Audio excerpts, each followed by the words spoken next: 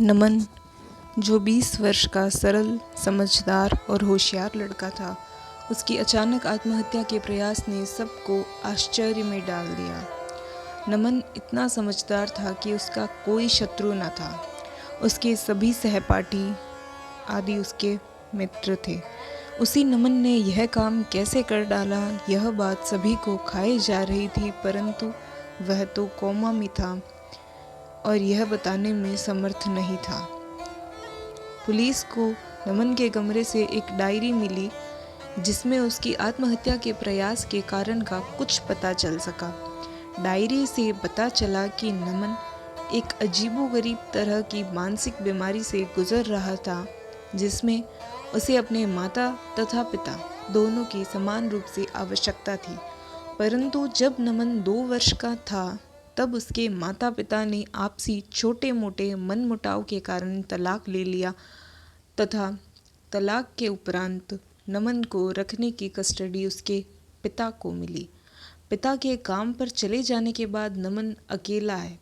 वह घर में अकेला ही रहता।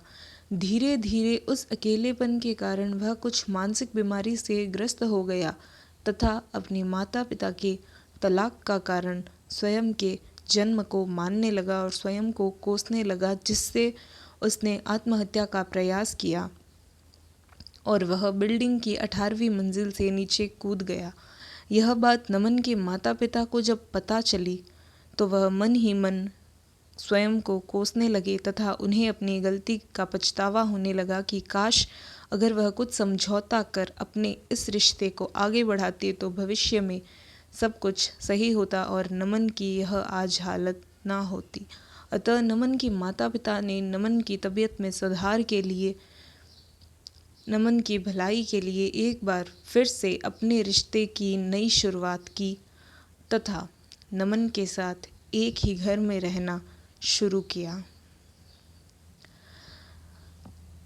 मोरल या निष्कर्ष इस कहानी से हमें यह सीख मिलती है कि यदि आपसी समझाइश से किसी दंपति का रिश्ता बच रहा है तो अपने बच्चों की भलाई के लिए उस रिश्ते को संभालने की दोनों शख्स समान रूप से कोशिश करें, ताकि किसी बच्चे को नमन जितना संघर्ष ना करना पड़े। अगर आपको ये कहानी प्रेरणादायी अच्छी लगी हो तो एक लाइक ज़रूर करें और मेरे चैनल को सब्सक्राइब करें। धन्यवाद।